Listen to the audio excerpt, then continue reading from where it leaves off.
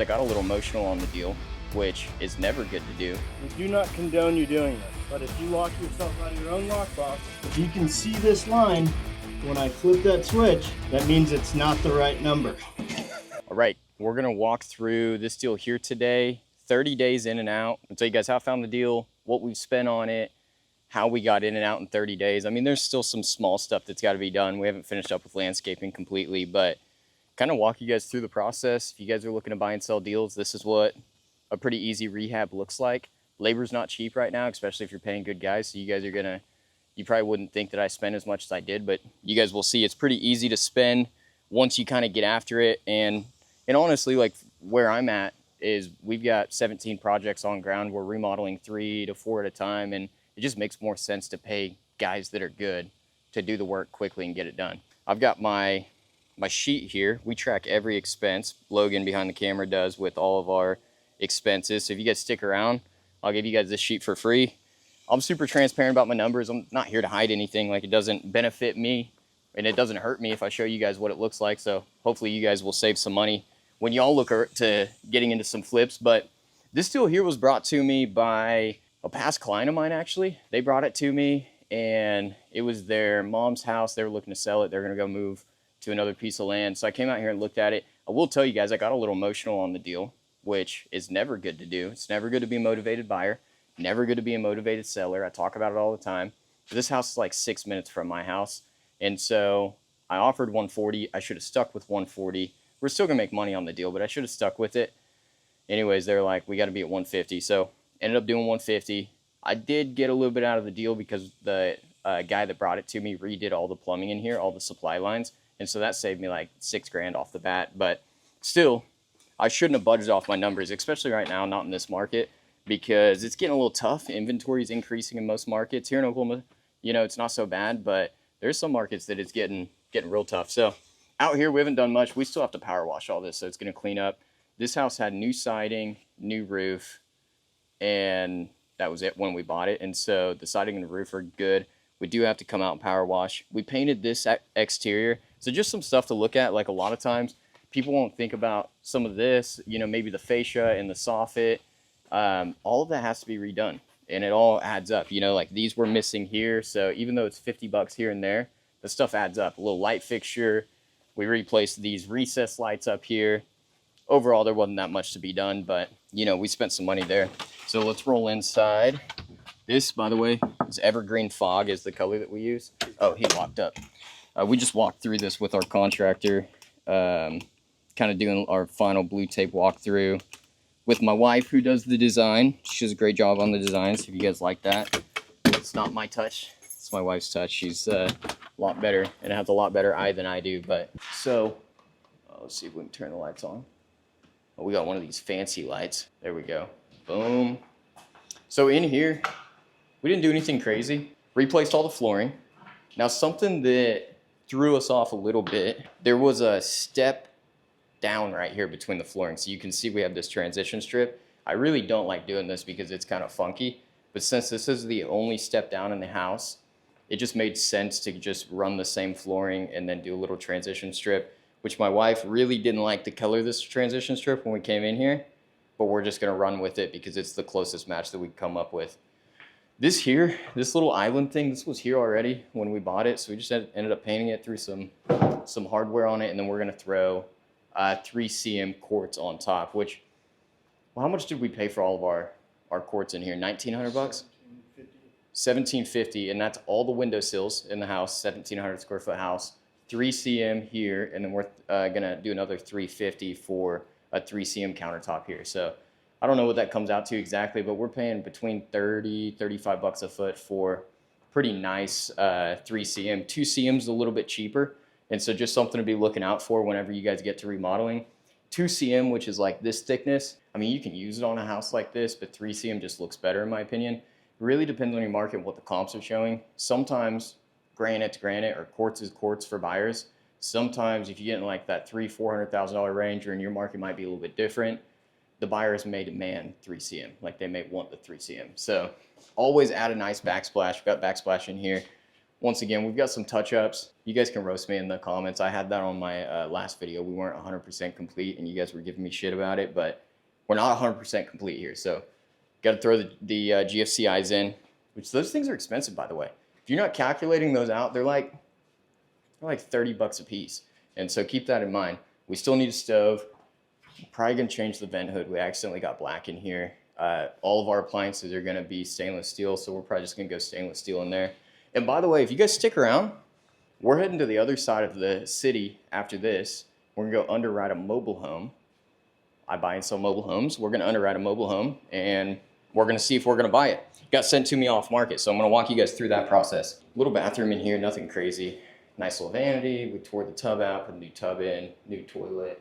I mean, it's pretty simple. You know, a lot of times a guest bathroom is a guest bathroom, always laid out the same, especially my price point that I sell in, which is under 250,000 typically, or under 350 really.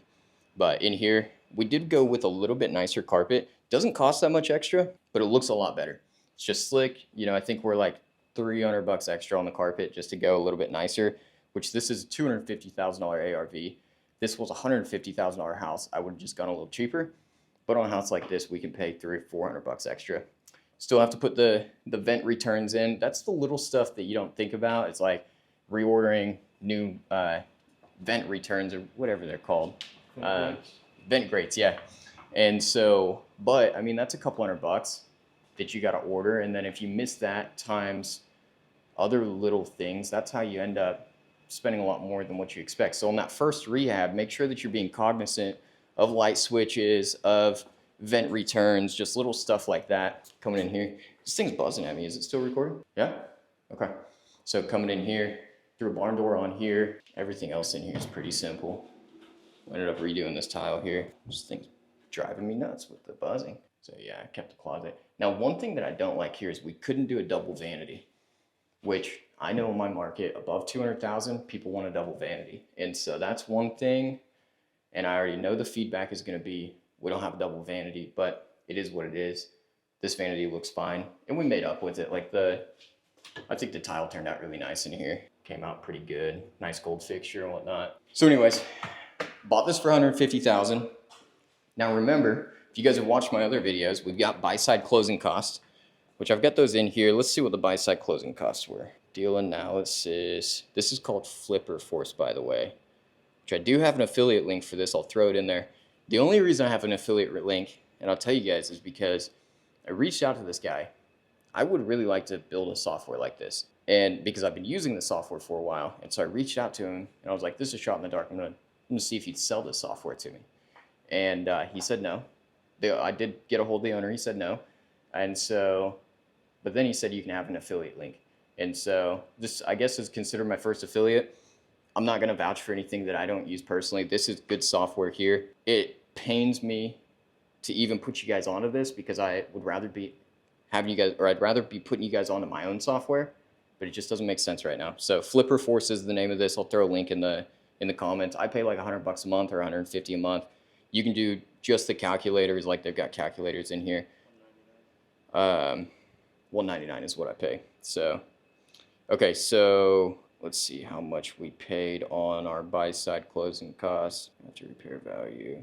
Here what the numbers calculate out to. Golly, you guys can see I'm not very good at, okay, buying costs, $5,600. Because we agreed to pay the seller's closing costs. If you agree to pay the seller's closing costs, be ready to pony up. Because then you got to pay your closing costs, you got to pay title fees, you got to pay lender fees, and then you got to pay their title fees. And then if you agree to pay all of their closing costs, possibly their prorated taxes and stuff. And so just quick tidbit, whenever I'm writing a contract, because I've seen people get burned with this. Let's just say, for example, you go and you meet a seller, or you go and you meet a wholesaler, and they say you can have the deal for $150,000, but you've got to pay all the closing costs. And you're like, okay, no big deal. And they write in there, buyer to pay all of seller's closing costs. Let's say you get to closing, and they had signed an agreement with a realtor. Well, now, because real estate commissions are part of closing costs, now you're paying that realtor's commission. Even though that's not fair, that's the name of the game. It's just, you get burned in this business. And so whenever I write that I'm going to pay the seller's closing costs, and I'm not a lawyer, let me just throw that out there, but I'll write in there, buyer to pay all of sellers' title fees, because that's what I'll pay, is their title fees. I'm not going to pay their prorated taxes. I'm not going to pay any real estate commissions. I'm not going to pay any of that stuff, or even like a lien. I don't even know if a lien would be considered a closing cost, but you could get stuck with paying a lien in that case. So just be careful how you write your contracts. Always hire a lawyer if you want to be better safe than sorry. But you see we spent $56.60. Holding costs, this is wrong. We've really got like $2,500 a month. Or you know what? That holding cost is correct because that's just tracked the last 30 days. We'll have about $2,500 total in holding costs as long as we're able to sell this the next 45 days. If not, it's going to creep up a little bit. Selling costs right at $9,000 because I pay a buyer's agent commission. I always offer buyer's agent commission. And then we've got a little bit of title fees, like $1,200 in title fees. And then some financing costs. I paid origination points because when you buy a property with financing with a bank, they're going to make you pay origination to the bank. And so I think in this case, I paid 1.5 points, came out to $4,000. I plan on selling this right at $250,000. Let me flip these lights off. We can't go upstairs, unfortunately. There's another bed and bathroom upstairs, but it looks slick up there. So anyways, all in $248,000 minus $40,000 in repair costs, minus $56.60 in buyer closing cost or buy side closing costs, $2,500 in holding costs, $9,000 in selling costs, and another $4,000 in financing costs. Brings my net right around $33,000 on this deal, which isn't a bad deal. In and out in 90 days, as long as nothing major goes wrong, which it shouldn't. But that's the name of the game when you're flipping real estate. You just get bent sometimes. So hopefully we don't on this one, but the roof's in good shape. The AC works. We already had that fixed. Siding's in good shape. And so there's not that much that could really go that wrong with this. Plumbing's been updated, but the sewer line's not been updated. And I don't know anything about it, honestly. Once again, just to speak to my weaknesses or my constraints is like, about 90 days ago, I wouldn't say that I got cocky, but I got a little too comfortable. And so I was just walking in deals, locking them, and I wasn't running numbers. Like this deal here, I didn't run numbers on, which is really bad. Don't ever do that. But I'm telling you guys this because it's easy. Like I bought, 35 houses this year, maybe even a little bit more. I was buying one a week. And so at a certain point, you just get comfortable and you're like, oh, I know my numbers. I know them like the back of my hand. And so I got comfortable on this deal, came in here, locked it up. We're still gonna make 30 grand, thankfully.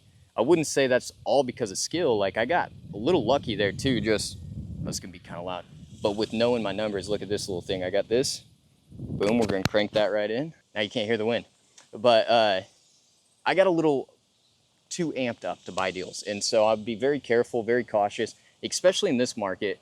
I kind of had like a perspective shift within the last 60 days of like, oh shit, I got really lucky because I locked up all these deals. I probably bought like 5 or 6 this way. Didn't run my numbers, just came in here, kind of eyeballed it.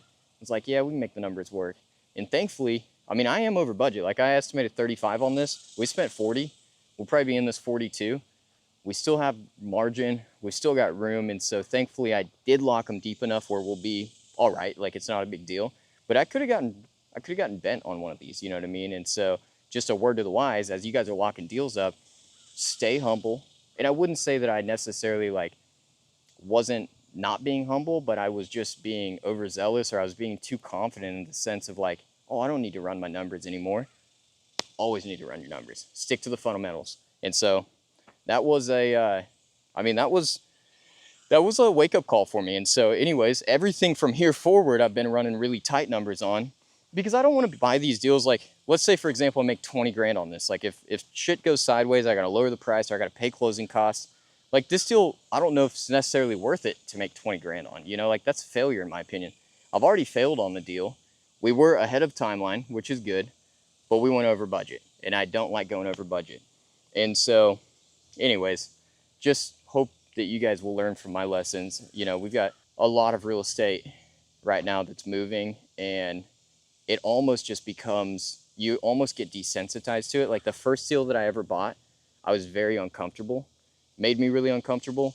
And then like I got to a point this year where I'm just like signing. I'm signing. I don't even feel anything. Like I'm having fun, you know what I mean? But like I'm not nervous about it. I'm not stressed, which isn't always a good thing. It's good to have that little bit of edge of like, What's the worst that can happen here? And so anyways, I got really lucky with the deals that I did buy. I eyeballed them correctly, but I don't think it would have always been the case. So anyways, we're gonna run to the other side of town. If you guys want that rehab sheet, drop me a comment and then hit me up on Instagram. I'll send it to you. I'm not hiding it behind a paywall or anything, of like what our labor and material breakdown was, how much we spent. But like I said, we're about 42,000 all in, give or take, like right at 42 by the time we make this last payroll to our contractor. And so we're gonna run to the other side of town, go check out a mobile home on some land.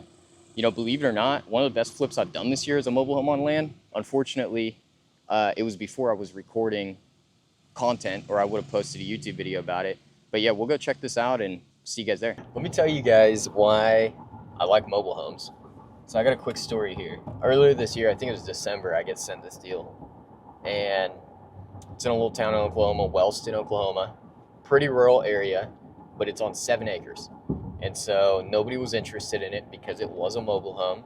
And there just really aren't that many buyers for mobile homes. But I think there's a really niche market, and there's an opportunity there because there aren't that many buyers. And so there's less competition. You can usually work a little bit better of a deal than, say, if I was buying in like the heart of Oklahoma City where everybody wants to buy. And what I've found is there's a huge need right now because housing's really not very affordable anymore.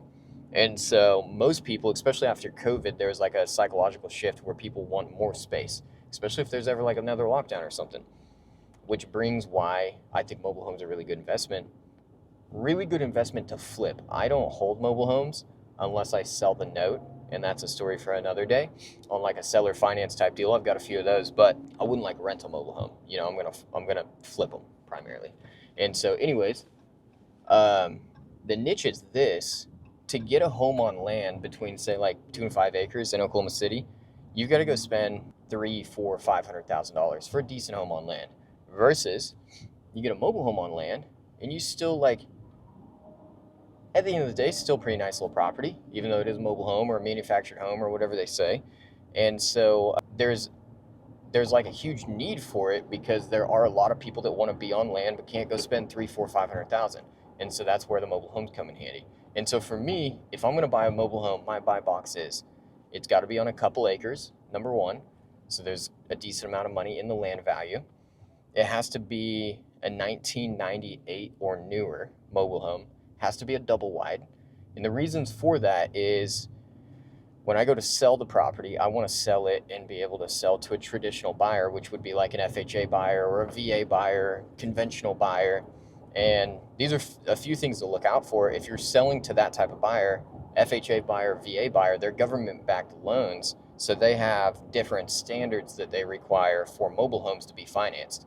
And that is, they typically have to be 1998 or newer. I think FHA might go to 1990, but I just don't want to mess with mobile homes that old. They're not for me. So 1998 or newer, that's my rule. They can never have been moved more than once. They had to have been moved from the manufacturer to the property or built on site, which would be a manufactured home. And the reason why is you can't get FHA financing if they've been moved more than once. And I'm sorry, y'all, we always record when it's like super bright later in the day, so I'm probably gonna be way overexposed because I don't know what I'm doing with the video stuff, but hopefully the content's good at least. And another thing is whenever I buy mobile homes, I have them looked at by a structural engineer to make sure that they're permanently tied in to the ground. And there's two reasons for that. The first one being, whenever an FHA buyer or a VA buyer goes to buy the property, they're gonna have to have it looked at by a structural engineer as well. And so at that point, I'd rather just pay the $400 or $500 up front and have it looked at beforehand to make sure I don't have any issues. And you have to have it permanently affixed to the ground, which typically, if it's been only moved once to the site, they permanently affix it in the ground if it's 1999 or 1998 or newer. And so anyways, I've never had an issue with that, but it's something to look out for because you definitely don't want foundation issues on like a mobile home. And so really that's kind of my buy box. Won't buy anything with like mold or anything like that because once it's hit, once they start rotting out or molding, I mean, they're pretty hard to salvage. And the fact is they're just not built as good as houses, and so you got to be careful. I also know people that have lost their ass with mobile homes, so you've got to be really careful. But my story, if you you guys can't tell, I squirrel a little bit. Back to my story. Get sent this deal. I think they were asking 135,000. Yeah, that's what it was, 135,000. And so go out there, look at the deal. Lady walks me around. Wholesaler brought it to me. I go out there, meet the seller. Beautiful 7 acres. Like, I would live in this property. It was that, I mean, it was not nice at all. But by the time we finished, it was nice enough. I for sure would live in that property. The land was just beautiful. And so anyways, long story short, I give them the 135. I'm like, all right, let's do it. Get my structural engineer out. Everything looks good. Get my well and septic guy out, because typically if you're on land, you're going to be on well and septic, and those are big ticket items. You want to have them looked at. You want to do your due diligence. So get my well and septic guy out. We check the well pump, check the septic. Everything's good to go. And another thing is, this was crazy. They had a pet squirrel at this property. I might even have a photo. I'll throw it up on here. Pet squirrel. They had a donkey, or no, a miniature horse that we ended up keeping because they left it there. 12 chickens, which we ended up keeping as well. So I'll show you guys some videos. I got a little farm, by the way, if nobody knows. 30, me and my wife have a little farm. We've got 30 chickens, probably because I started hatching them out. I get like real fixated or real obsessive with certain things. And so I was like dead set on hatching a bunch of eggs, did hatch a bunch of them. And then my wife was like, we can't get rid of them now. So we're producing like 12 eggs a day right now. We've got 2 goats, which do absolutely nothing. We've got 2 turkeys. They're awesome. Anyways, that's our little farm. But they had this little cat. I also have 5 cats at home. You guys may not know a lot of this about me, but yeah, we've got quite a bit of animals at our house. So we got 5 cats. Skittles, which is one of the cats, went up taking her home. Cutest cat ever. But long story short, it was just super nasty. It was a real nasty house. I've got some photos or videos that I'll throw up there. We had to replace a ton of the subfloor. We ended up spending, that one I remember, like right at 62,000, which really wasn't that bad in hindsight looking at it, because we did a lot, and it was like a 2,400 square foot mobile home. It ended up being really nice. We get it 3 days before closing, and I find out that the wholesaler, because the seller was in pre-foreclosure, and this is just bad business. I feel good about the money that I make because I don't do shit like this. This was a shady thing to do. The wholesaler went back to the seller 3 days before, because we closed a day before they went to sheriff's auction. So we closed a day before they were going to lose the house. And so in order for everybody to make money, I had to fulfill my end of the agreement. I had to close, right? But anyways, like a week, this was maybe like a week prior, I find out because I was looking at the settlement statement that the wholesaler went back to the original owner and just for no reason was like, hey, you got to drop the price $10,000 or we're not going to close. And he knew that she had to, because she had to close. Now, remember, I'm dealing with the wholesaler and not the homeowner. I wouldn't do shit like that. I don't think that's right. Even though you know you can, it's taking advantage of people, which is not cool. You know, and so anyways, the seller drops the price. Well, then I decided to get a little payback, and since I knew that he had the seller drop the price, I checked the day before closing. I'm like, hey, has the seller moved out? Seller's not moved out, and seller needs time to move out too. And I told him, because I knew they needed to close the day. They needed to close that day, or else they wouldn't have been able to make their money. It would have gone to sheriff's auction. I tell him, you're gonna drop your commission $5,000, and you're gonna sell this to me at 130,000, or else I'm not closing. Because I'm like, fuck you, dude. You're fucking this lady over. I'm gonna fuck you over a little bit. Sorry, it gets me pumped up, because it's like you taking advantage of honest people, you know. And this lady was a pretty nice lady. Unfortunately, her life was super chaotic. Obviously, I was gonna close because I didn't want to put her in that position, but that wholesaler didn't have to know that. And sure enough, he dropped $5,000. So anyways, we closed the deal, 130,000. They moved out a couple weeks later. Went and spent 63,000. We had some holding costs, some closing costs. Sold it off market for 289,000, and I don't know what we net, like 75,000 roughly is what we net on that deal. Very good deal.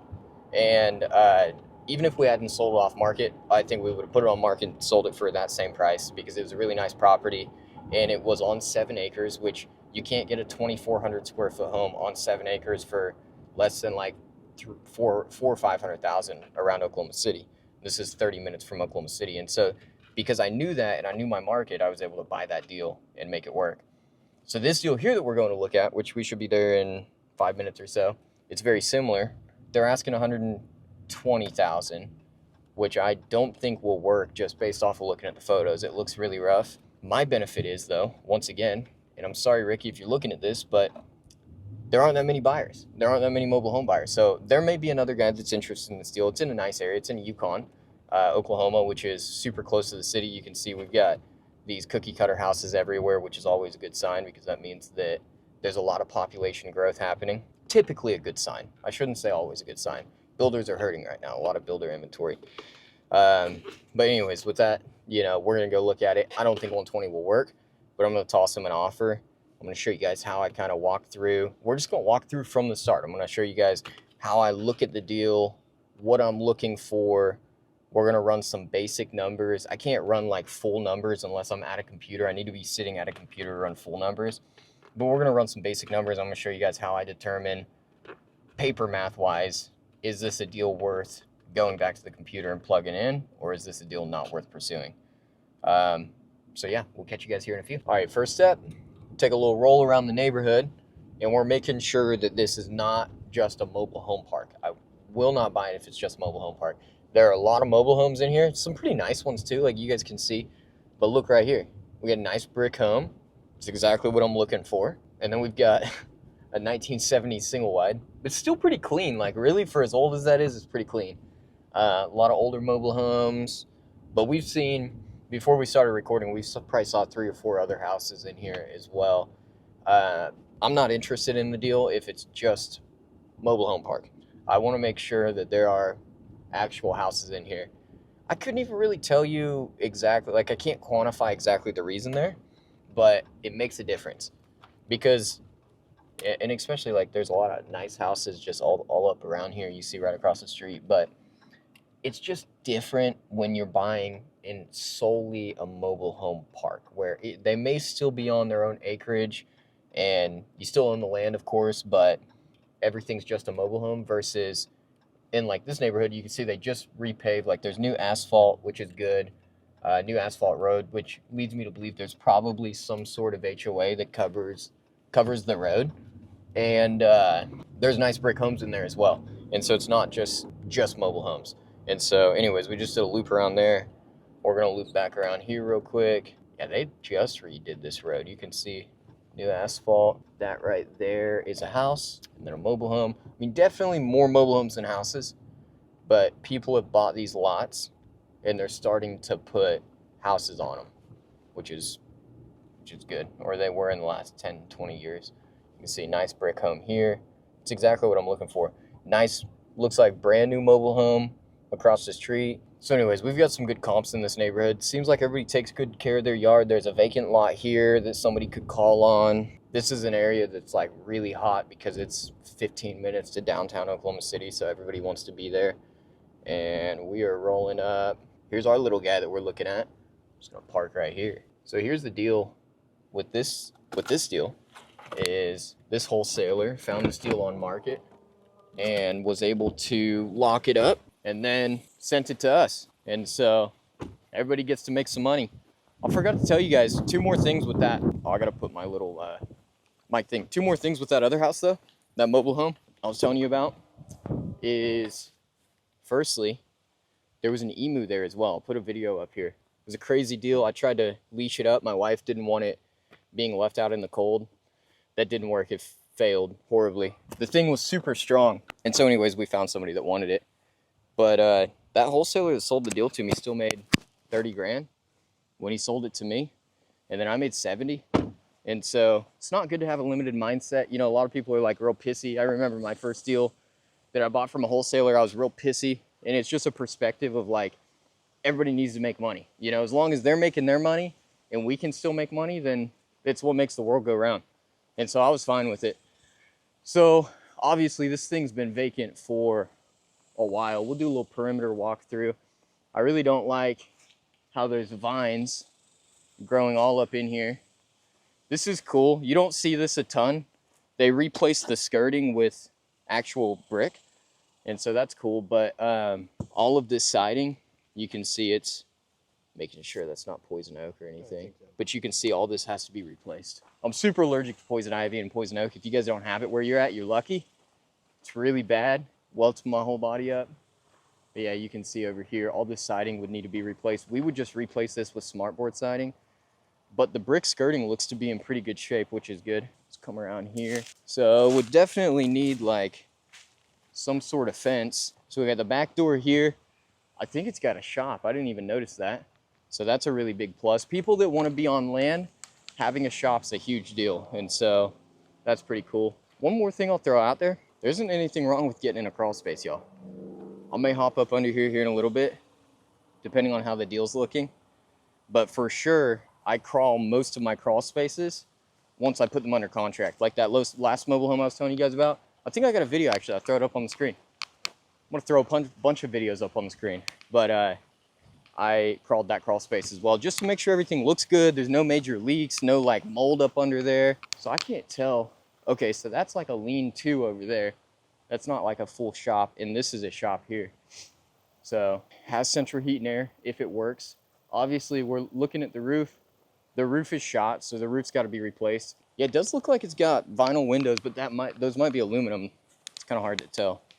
All right, let's hop in the front, check this thing out. Hopefully it's not super loud with the wind. You know what they say about Oklahoma, it's where the wind blows. It's real windy out here. All right, it's a pretty nice lot though, pretty flat. Nothing crazy. Oh shit, there's apples out here. This is an apple tree. Take a bite. If it was a little bit better looking apple, I'd take a bite. These don't look so good though. I guess it's like out of season right now. So this deck out here looks salvageable. Would need to be restained for sure. A few of the boards need to be replaced. For FHA VA, just to keep in mind, we would need railing because this is over. There's a certain clearance height. I don't really know what it is, but I know this is over it. And so it would require some sort of railing. This is cheap OSB plywood. So we would rip this up and this would need like a formal deck. All right, so we got the combo. So we know the roof's got to be replaced. We're gonna assume the condenser needs to be replaced. Oh no, lockbox doesn't work. And it's hot, y'all. You guys can't tell, but it's like 100 degrees today, 102 or something. Some of this could be salvaged actually. Some of the siding up through here. It just looks bad. What's up, Ricky? How are you, bro? Yes, sir. Hey, dude, this lockbox doesn't work in the, do you have a different combo? This is a 1998 build as well. 5611. Yeah, that's what I tried. That's not working. No, is there a different combo on it? You can get into it. Let me call the chick really quick and I'll call you right back. All right, cool. Thank you, bro. All right, see. How you gonna get in there? Logan says that he can get in here. No problem, he says. Yeah, yeah. He's done it before. Fair enough. All right, well, let's go mess around for a second until he calls us back. You can see it's like they put some money into that across the street. Honestly, can usually tell if that's a mobile, I can't even tell if it's a mobile home or not over there, but I think it is a mobile home that they've added onto. They've added a garage onto it. Massive tree here. So here's the garage. Golly. See if we can get in here. It's locked up as well. Keep it nice and locked up. Let's look at the back door. I'm glad they can't hear you. Unhinged, need new back door. Guess I didn't notice that. This condenser really doesn't look that bad. So on the condenser side, I'm typically looking if it's R22 or 410A. R22 is the old Freon, which they don't import anymore. And 410A is the somewhat newer stuff over the last, I don't know, 5-7 years or something like that. But I guess they're going to stop importing that soon too. I've heard from my HVAC guys that they're like more emission stuff, which I don't know if it's necessarily a bad thing, but I guess HVACs are going to be like 15-20 grand moving forward. Which here locally, I get them replaced for like 7 for brand new HVAC and furnace. And so that's a lot of money. All right, I have to start trying some of these windows out. So he says 120 purchase, 60 in rehab, 240 ARV after repair value, which I think is pretty close to 70%, 70% rule, which is what a lot of people are running right now, 168. So, I mean, that's, if those numbers actually line up, it's really not a bad deal. Because it's still, by the time you pay holding costs and closing costs, I mean, it's not a great deal. Maybe make $35,000 with 60K spread because it gets eaten away a little bit by holding costs and closing costs. So that's why I said we probably wouldn't be $120,000 on this one. If I'm gonna flip a mobile home, I want a little bit more money, you know, for like putting in the work, especially this thing needs a lot of work. I don't know if you get this done for 60 because we did that other one for 60 and we didn't even replace the siding. And so this one looks to be in very similar shape. Let's hop back up here. These are just things I'm thinking through though, as we're they locked up good. New shutters. You could probably paint these shutters, but I would probably just do new wood shutters. Look a lot better. You had a couple days of demo alone. Dude, don't tell me we drove 45 minutes for... How do you do it? Just a piece of paper? What is this lock? With the key. Oh, with this? Yeah. We're gonna show you guys how to break into a lockbox today. Hey, what's up, bro? Do you figure it out? I called her 3 times. I sent her a text and she hasn't answered back yet. It's okay. I think we know how to get in. I think we know how to get in the lockbox. So we're just gonna open up the lockbox. Did you find? No, we know how to open it with a piece of paper. At least I think. My project manager says he does. All right. So anyways, we're just gonna go ahead and open it up. Yeah. Okay. All That'll right. work, brother. Thanks, bro. I'll keep you updated. All right. Appreciate All right. it. See ya. Yes, sir. Okay. Sounds good, man. Okay. Our first time on camera today, huh? We can't. Are you gonna record me? I'm gonna record you. Yeah. We'll take that. Mr. Logan, first appearance. So he put a lockbox on the wrong way the other day and didn't remember the combo. Had to pull this move here. No pressure at all, bro. I ain't stressed. All right, take a piece of paper. I'll show you up there. We do not condone you doing this. No, But if you lock yourself out of your own lockbox, only if you lock yourself out of your own lockbox or have permission, I guess. you're gonna stick this piece of paper right through here. See how it's kind of blocking me a little bit? All right, so I'm gonna draw a line. Here, hold on, let me get that side. Put it through. Let me get it right there. Okay, made a little mark. We're gonna do just a line right there, and that's our telltale.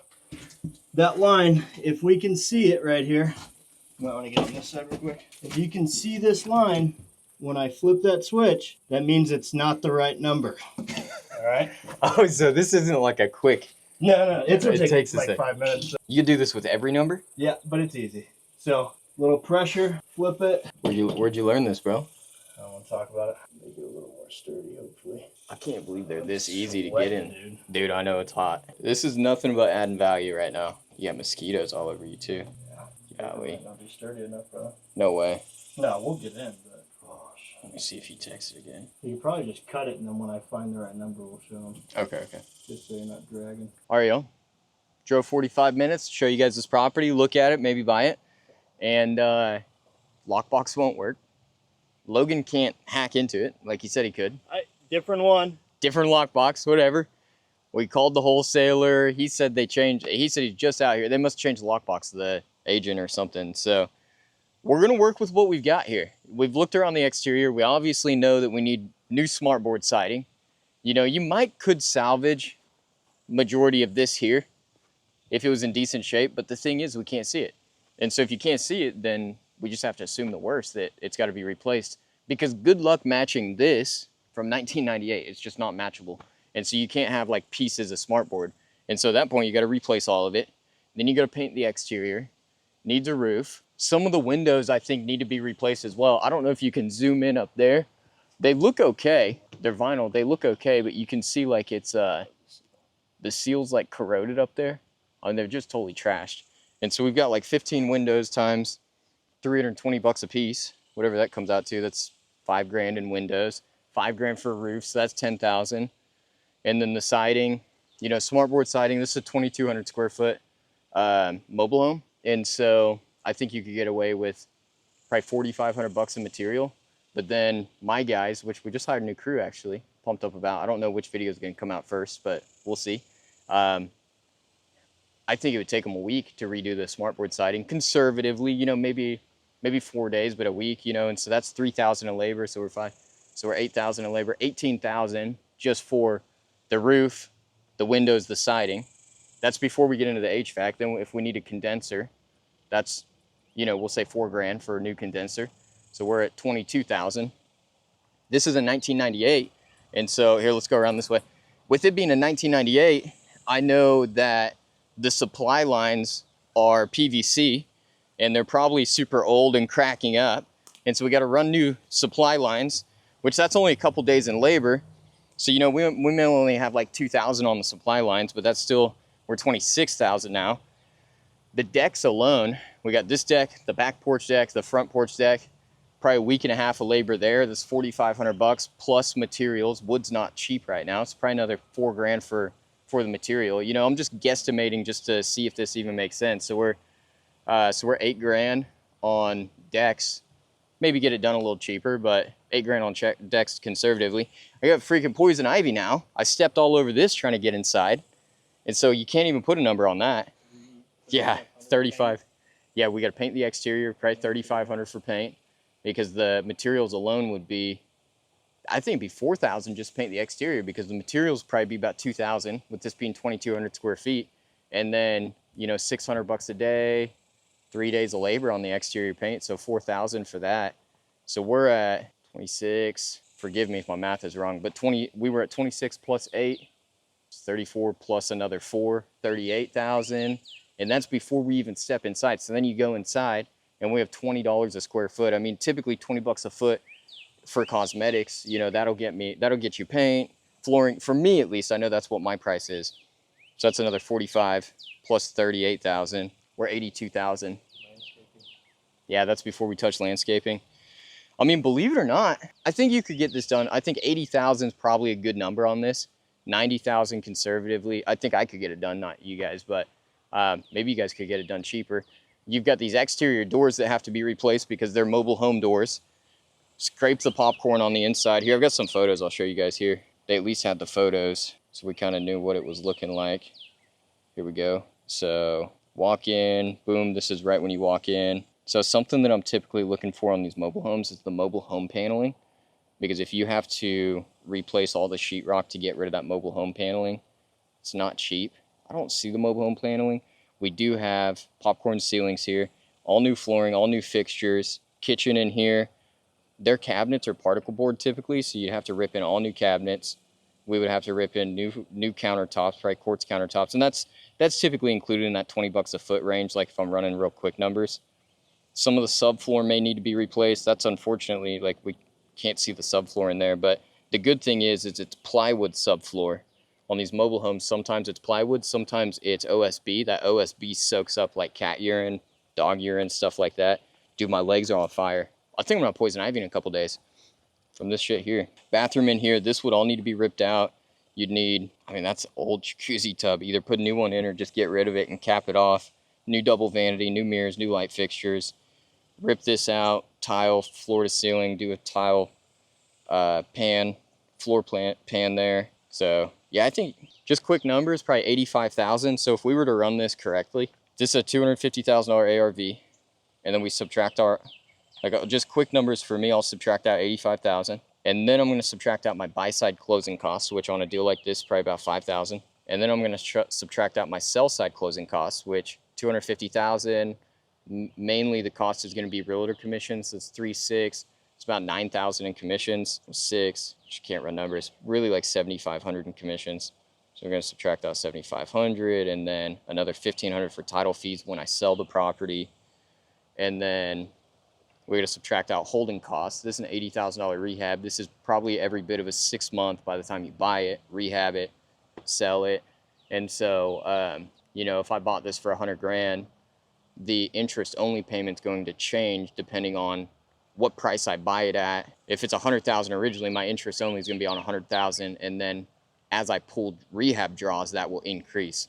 And so I'd say 1,400 bucks a month times, let's say 1,400 times 6 months. So that's almost 10,000 just in holding costs. That would include utilities, interest only payment, taxes, insurance, prorated, stuff like that. And then you guys subtract out your profit. And so for me, like on this, I will make 60 grand probably, you know, to do this deal. So that would be roughly my offer price. Obviously, don't run your numbers like this. This is actually probably more underwriting than some of the deals that I bought that I was telling you guys about earlier in the video. But before I would offer this, I'll take it back. I'll plug it into my calculator, actually plug in my rehab, break it down line item by line item. I'd probably be around that $80,000 to $90,000 range. And then if it made sense, I'd take him this offer here. So anyways, it didn't all go in vain. We're going to get some poison ivy out of this. But, that doesn't include like a fence if we want to put a fence up, which some buyers would. You know, inventory is increasing right now. I keep mentioning that to you guys, but all that means is competition is increasing across the board. We have more competition as flippers, as home sellers when we put our house on the market. And so you got to make sure that it's slick. You got to make sure that you go the extra mile on a lot of these properties. And it's not going to get any easier between now and the end of the year. I'm still buying real estate, but I'm going to make sure when I list that I have a premium product to where people will actually want to buy it, because there's a lot to choose from right now. And so if I put Formica countertops in here, and my comp across the street that's on market, they have quartz, and we're very comparable, they're probably going to go with the property that has quartz countertops, you know, and that's just an example. But if this yard is really nice, I mean, that's what's making the difference between some buyers pulling the trigger on a house and not pulling the trigger. So anyways, sorry that we couldn't get in here. Hopefully that breakdown at least helps a little bit. Breakdown from earlier on the house that we looked at. If you're in Oklahoma City, bring me your deals. And otherwise, hope this adds value. And if you can, drop me a like and subscribe. Catch you guys on the next.